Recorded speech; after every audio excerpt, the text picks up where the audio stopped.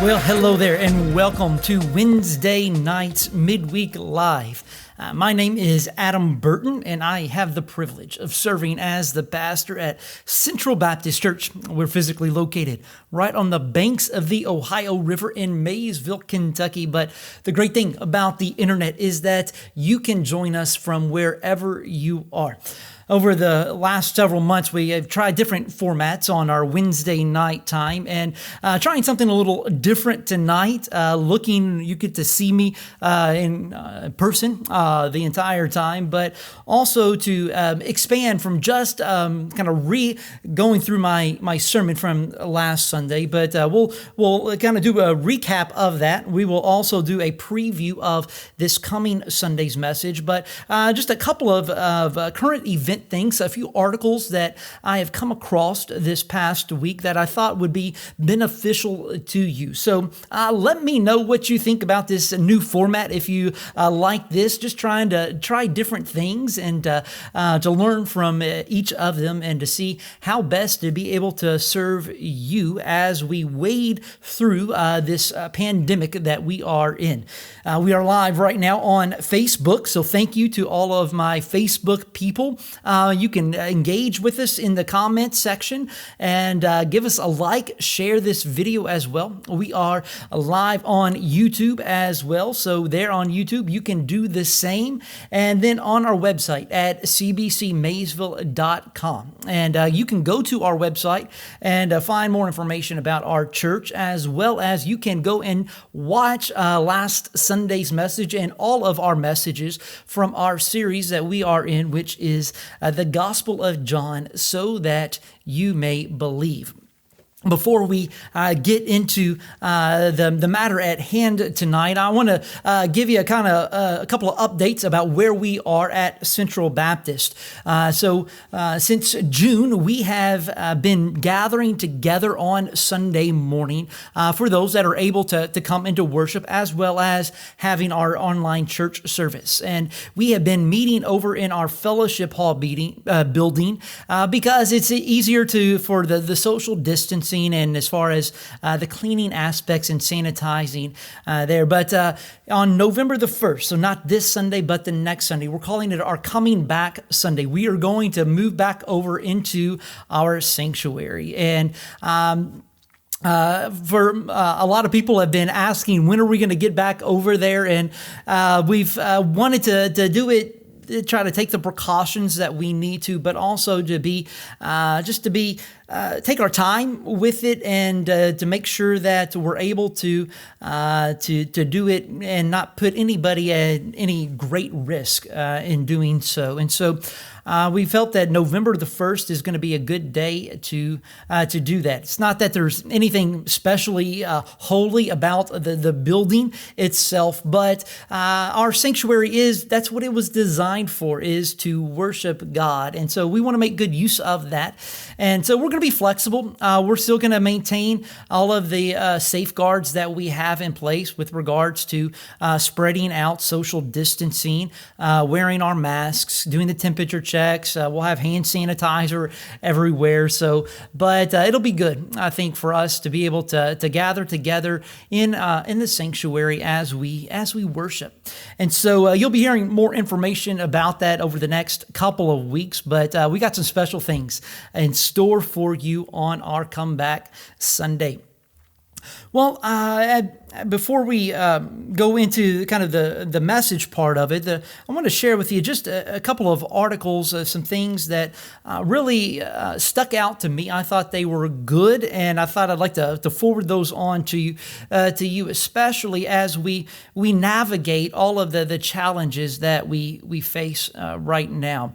And it's not just one thing. You know, it would be easy if all we had to deal with was COVID-19, but it's not. We're in the midst of a very heated election, and we're also dealing with just a number of other issues out there. And I've been sensing, and I'm not the only one, I'm learning from others in this, is that we're in a kind of a time of polarization, meaning that that there is a great divide in our country, but also even sometimes even within our own families of what we believe, of what our values are, and so how we not only think through those things ourselves, but also in how we engage with one another. And some things that we're not seeing a lot of is civility, respect,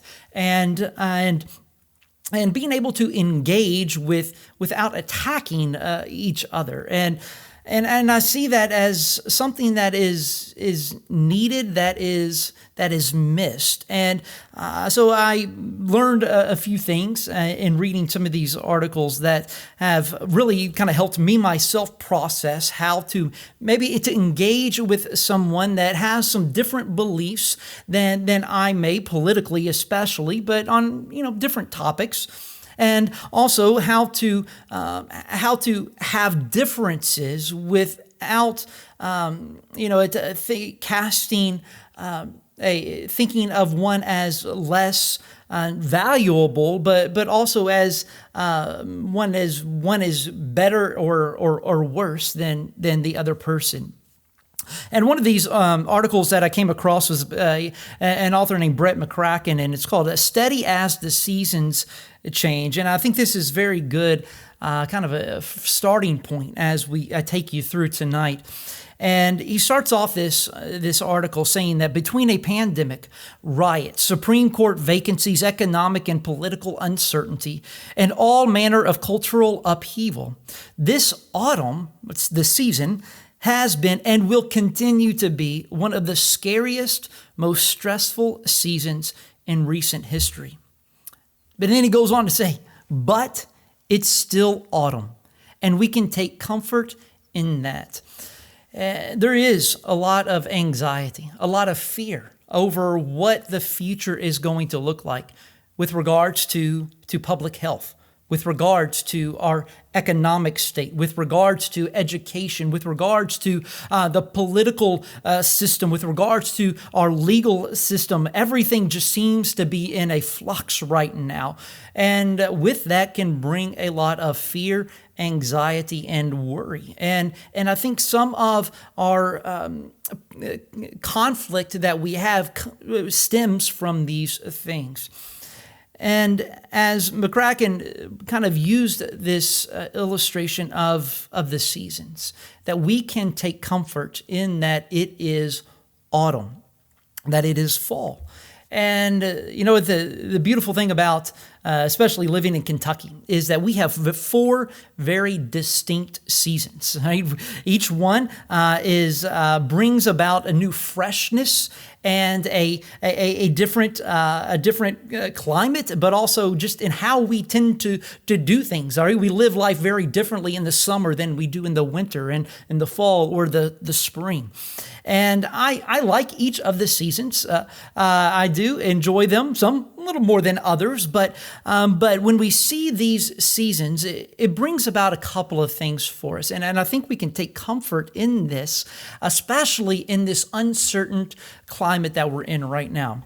And one of these is that we realize kind of here that there is a bigger perspective. Oftentimes we see the world through our own lens.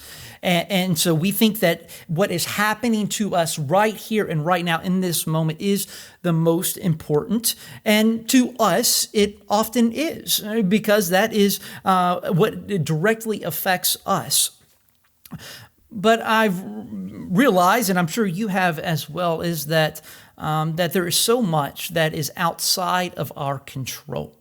There is so much. I wish that I could, we wish that we could control everything. And when we cannot, then we get this feeling of anxiety, of worry, of fear. And we see with the seasons, we have no control over the weather. The last couple of days it's been very rainy here in Kentucky, but today was a beautiful day, and that is what is so great about the seasons is that it brings variety for one, but also on a dreary, damp, cold, dark day. That, at least in Kentucky, tomorrow can be completely different. And I think that's helpful for us to be able to take comfort in knowing that we're only in this season, all right, autumn, fall, for a period of time. The seasons come, the seasons change. And then also, as we kind of see this where we are now in our current climate, particularly looking at the pandemic, we see that we don't know how long we're going to be walking around with our masks on, or have to social distance, or be afraid of maybe contracting the coronavirus. But it will come to an end. It will. This season will pass. And the same is true with our election. Right, to November the 3rd, I believe it is election day. All right, we are going to have an election. We will vote and we will elect a new president. Right? And that president, at what other time, depending on how things go, we'll have that person will be the president for the next 4 years. And the great thing about our American constitutional republic is that there is a transfer of power. And so there is that limit. And then 4 years later, there will be a new president, or a re-election at least. And so we can see that we're in these times for a season. Sometimes it's the best season that we've ever had. Sometimes we can't wait till we can move on from that season. But realizing to kind of have this bigger perspective that there are these cycles, and we can trust in the goodness of God, that He is with us. In Hebrews chapter, in 13, but I was thinking more in Hebrews 11. Today we had our Limestone Ministerial Association meeting, which I had the privilege of serving as the president. And I shared in our devotion just this idea of faith as it being things unseen. But we have confidence in this faith, right? That God will fulfill His promises. And one of those promises is that for those that trust in Him, that He will never leave us nor forsake us. So some seasons we're in are going to be great. We don't want them to end, but they will. Some seasons we want to end as they were yesterday because it is a tough, a challenging, a difficult season. But regardless of the season that we are in, God is with us, and He has good for us. One of the other quotes I put in this section was that God's creation is a steadying, sublime resource for sanity in an insane world, right? Definitely insane right now. If we can only turn off our devices long enough to avail ourselves of its gifts. And sometimes we get so caught up in the news of the day, or in what our friends are posting on social media. We live in this kind of echo chamber that we've heard of. And if we're not careful, those things can cloud this idea that God is in control and that He is for us. And so that's in this article kind of really just brought comfort to me because most of the news, the things that we read, are in a way to elicit a heightened response from us, and to often attack somebody that has a different view than we do, to pit us as enemies. And yes, we a lot of times have differences, but we're not enemies. We have one enemy, and that enemy is Satan. And so we trust in the goodness of God, and that have this bigger perspective of life, and that we are in a season, and a new season is going to come. Another article that kind of stemmed from this that I found is called 3 Ways to Survive and Thrive in a Presidential Election Season. And so this is by a guy named Bruce Ashford. He has written, I think he's involved in at the seminary down at Southeastern Baptist Seminary, but he also has written on politics as well. And so in this, how can we survive? And one of the ways is the relationship, understanding the relationship between religion and politics. Right now, we kind of say that, those two, the separation of church and state, and that's true. That's not what we're getting at. He's getting at here is that politics and religion are tied together, all right? Because religion is something that we worship. Everybody has a religion, even those that claim to be atheists. The question is what is your religion based on? What is it that you worship? And as Christians, we are called to worship God alone. I think that's go back to the 10 Commandments, the Shema in the Deuteronomy. It's the greatest commandment is to love the Lord our God with all our heart, soul, mind, and strength. But it's easy for us at times, especially, again, kind of going back on the previous article, when the stakes seem to be very high with regard to whether or not a person is appointed to the Supreme Court and kind of setting that trajectory for a generation or the next 4 years based on who might become president. And if we're not careful, though, we can make politics our religion. That is who we worship. It could be a person. It could be a political party. It could be a philosophical idea. But we are called to worship God alone. And so one of the things that I highlighted here, it says that for Christians, we want to make sure that our Christianity radiates outward in good ways rather than in bad ways. And so we need to be cognizant of this, is that that we would first and foremost love the Lord our God with all our heart, soul, mind, and strength. But we also fulfill the second great commandment, which is to love our neighbor as ourself, which kind of segues into the next one, is to seek the common good. One of the great challenges in caring for a society, for a government, and caring for its citizens is that you have to seek what is the common good, and so for each individual person, we always, again, kind of that tunnel vision is that what is most important to us may not be what is most important to somebody else. But we should, as individuals, seek the common good of all citizens. And he says here, rather than merely what is just good for our own social, cultural, or economic tribe.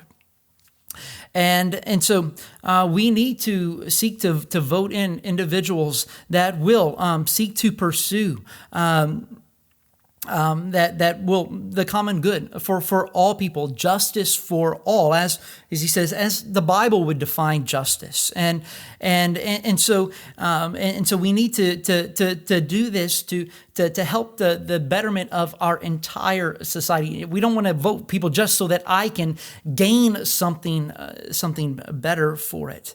And then the last way is to practice civility and integrity, and so look, we're in a season, at least in my lifetime, compared to some of you, maybe short, maybe long, but is that we're at a point where civility and integrity are at an all-time low. And what once would be a clear disqualifier from public office is now maybe not quite celebrated, but is at least condoned.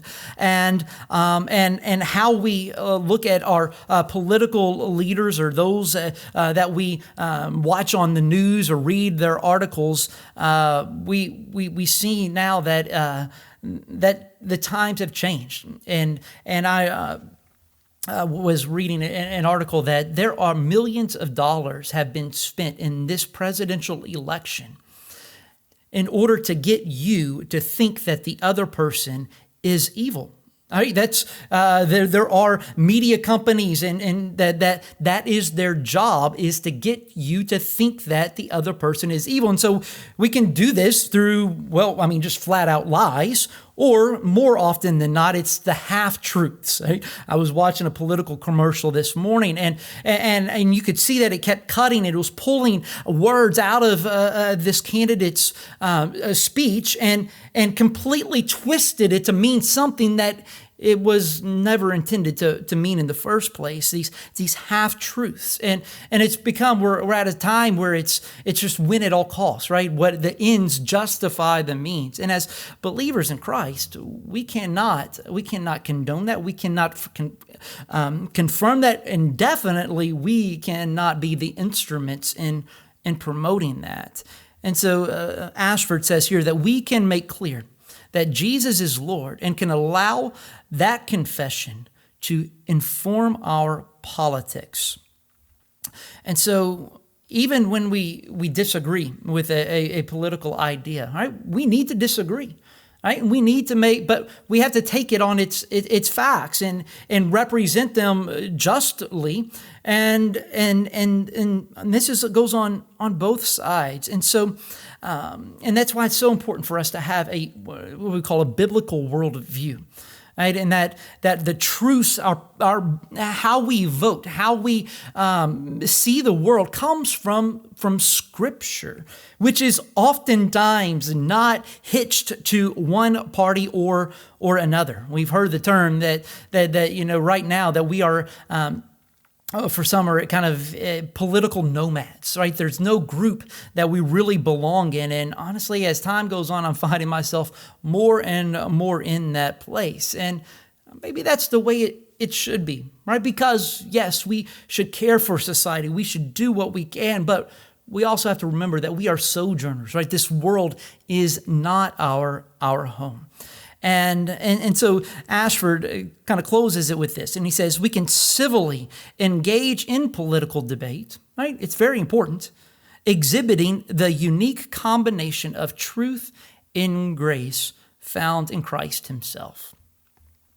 Then the last article that I kind of came across was just in how do we discern people online, those that may be critical of us, critical of others, those that are the trolls that are just inciting to get people riled up, which happens, or just the plain weird ones that are out there. This is comes from a pastor, Kerry Newhoff, who is an author as well, and basically he in here he quotes Henry Cloud, who is a clinical psychologist, saying there's three types of people in the world. There are wise people, foolish people, and evil people. And on the surface, I haven't dug too deep into this, but it makes sense, right? He says here that wise people encounter truth and change as a result, right? So when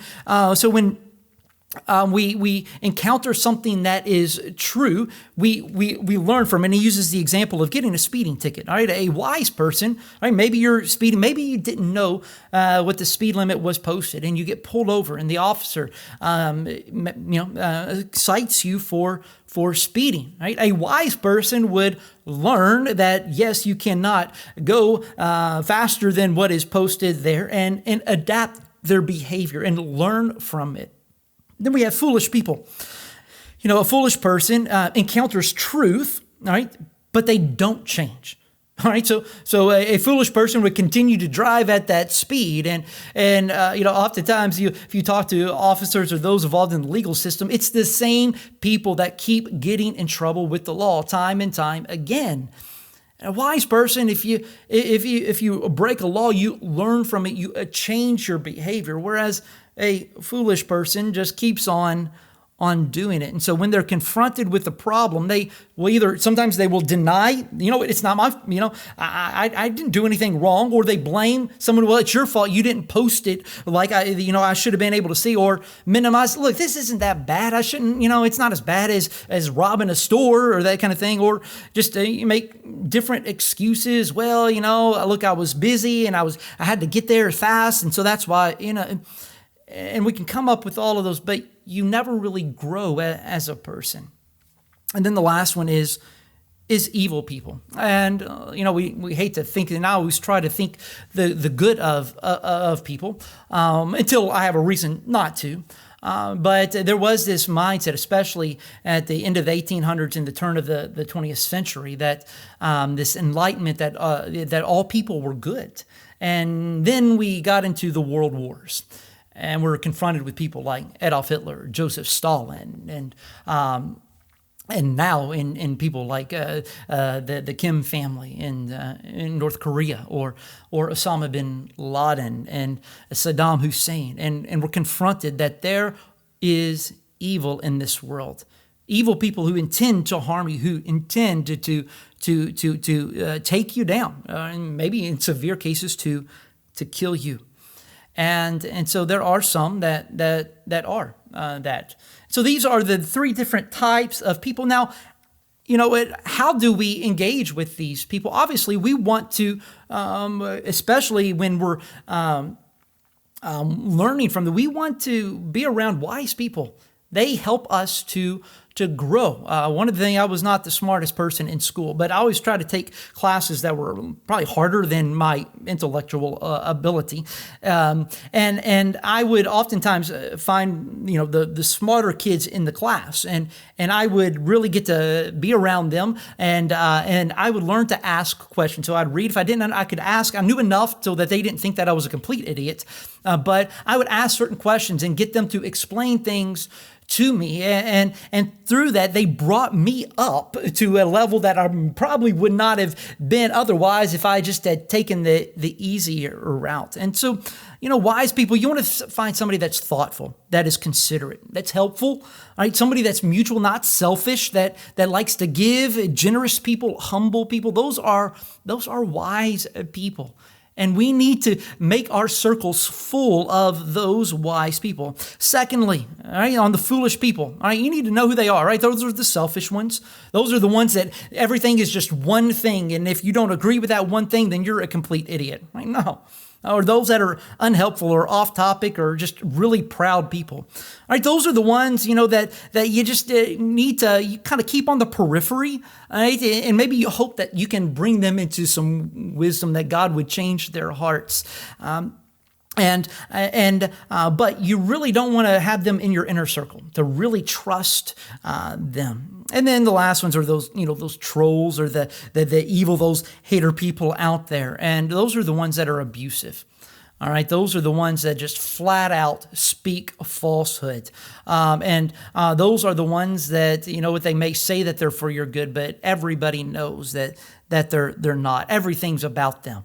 All right, and so those are the ones you need to stay absolutely away from. So those, three things. Hopefully you found them helpful as we live out this week and beyond in these challenging days and times. Well, this past Sunday we are in John chapter 4. Finishing up our scene with Jesus and this Samaritan woman, and the main takeaway from this message was that we need not delay in taking the gospel to other people. Right, the Samaritan woman was with Jesus, and she said, and Jesus revealed that he is the Messiah. She had this encounter with Jesus Christ, and upon hearing that, she ran, left her stone jar which she came to draw water from, to go back home to tell others about Jesus. And I made this point in the sermon, and I think it's important for us because this woman, probably didn't fully realize her salvation in Jesus. She definitely didn't have the great deep spiritual knowledge that someone who would be saved for many years might have. She and she probably was not an expert in sharing the gospel. In fact, we know that all she did is went and testified about what Christ had done in her. She said, "He knew everything about me." And through this, they came and heard Jesus. And the Bible, and John's account here says that many believed. And we see that the woman did not delay. Right? She went, did not make excuses for not going to take the gospel to them. And she just shared what Christ had done in her life. I think for us, the same is true. Oftentimes we get into the fear of what others might think of us, or maybe they're not interested in hearing this good news that I have that's changed my life, or maybe I don't know enough. They're going to ask me questions that I don't have the answer to, and you know what? They're real fears, and we get that, but look, sometimes the greatest witness is just sharing what Christ has done for you. But the key for us is to not let anything get in the way from us sharing the good news of Jesus with others. Then this coming Sunday, we are looking at the end of John chapter 4, finishing this chapter up, and this is the scene of Jesus doing another miracle. He goes back to Galilee, to Cana, Capernaum particularly. John makes note of that as Jesus heals a centurion's son, or an official's son. We'll get more into that in the sermon, but and we see that this person had a great need. He was desperate.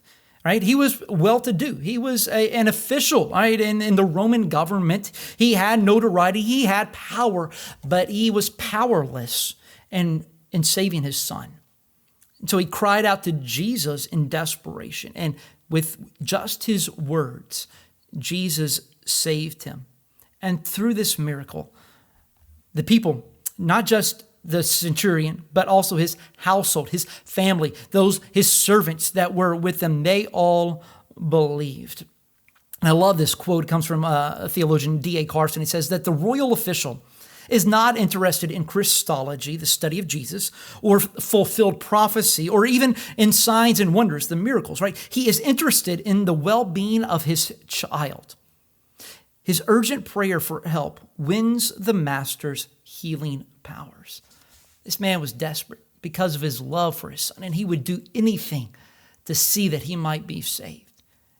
And it came to Jesus. In desperate plea, Jesus healed his son. But not only did he bring about physical healing, but he healed them of their greatest ailment, which is their sin. So we're going to look forward to this Sunday. So please join us. If you are in Maysville, we would love for you to come worship with us in person. We meet every Sunday at 10:45. One more week in the fellowship hall, then we're moving over into our sanctuary.